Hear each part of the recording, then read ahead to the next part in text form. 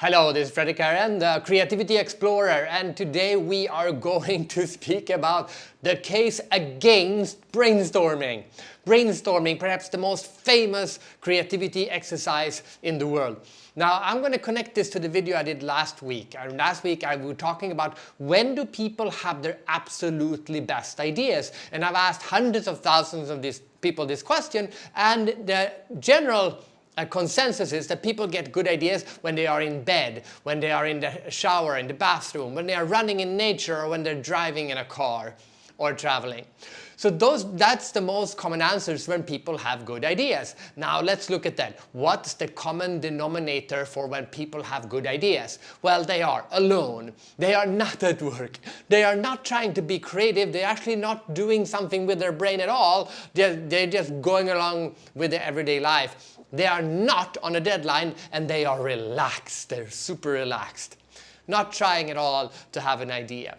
So this is when people have their absolutely best ideas of their life. Now, what is brainstorming? Brainstorming is that you are not alone. You're with a bunch of people. You are at work. You are trying deliberately to have a good idea. You are doing it on a deadline. We have a 3-hour workshop and we're going to brainstorm, and they are focused on getting ideas. It is the direct opposite of when people have great ideas. If you ask them, when do you have your best ideas of your life? It is not in a brainstorming scenario. So who on earth invented brainstorming?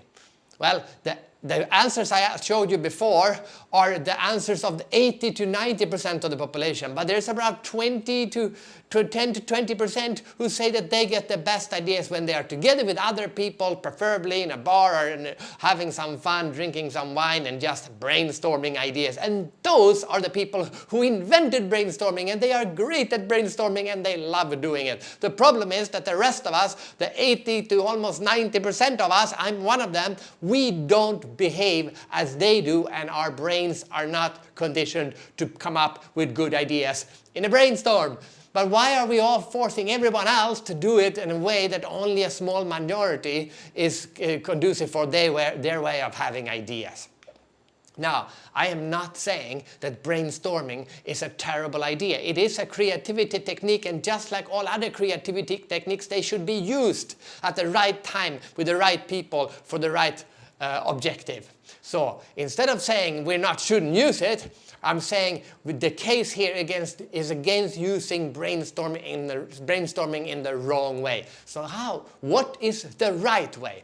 So here is how we should think about brainstorming. If we're going to have a brainstorming session, first of all, understand its limits. It is not the place where people have the most amazing ideas in their life, but they will maybe have some pretty good ideas. So let's lower the expectations on what kind of ideas we will have in a brainstorm. We'll come up with a lot of ideas, but we will not come up with the best ideas.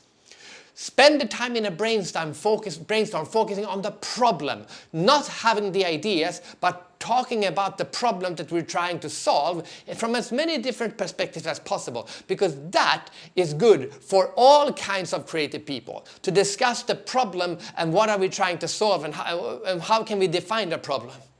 And then never, ever decide on what is the best idea at the end of the brainstorm. Instead, give all the people who need time to go out in nature or go and take a shower or sit in their car to have a best idea, have their good ideas, let them have that time so that their brains can think about the problem that was addressed in the brainstorm. Never decide on the best idea of a brainstorm at the end of the brainstorm.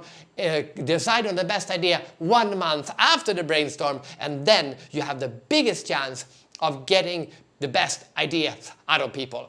That is the lesson today from Fredrik Aaron. I'm the Creativity Explorer, sending you a message about how we should think about brainstorming. It's not a bad idea, but it's not the only way to come up with good ideas. And for most of us, it's actually not even a good idea at all.